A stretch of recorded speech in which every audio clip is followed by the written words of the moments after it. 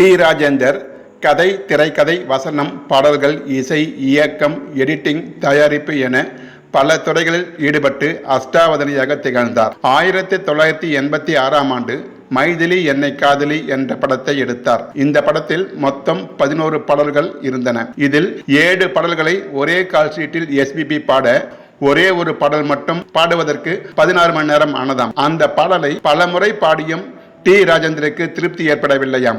நள்ளிரவு 12 மணி தாண்டியும் அந்த பாடல் பதிவு நீண்டதாம். பாலசுப்ரமணியம் சலிப்படையக்கூடும் என்னும் காரணத்தால், என் பாலு இன்னும் நன்றாக பாடுவாரே என்று உற்சாகப்படுத்தியே 16 முறை பாட வைத்தாராம். 16வது முறையும் திருப்தி இல்லாமல் இன்னும் ஒரு முறை பாட முடியுமா என்று டி. ராஜேந்தர் கேட்க, நள்ளிரவு 12 மணி ஆகிவிட்டது, இந்த பாடலை கேட்டுப்பார், பிடிக்கவில்லை என்றால் நாளைக்கு வைத்துக் கொள்ளலாம் என்று கிளம்பி விட்டாராம். அந்த பாடல்தான் நானும் உந்தன் உறவை நாடி வந்த பறவை என்ற பாடலாகும்.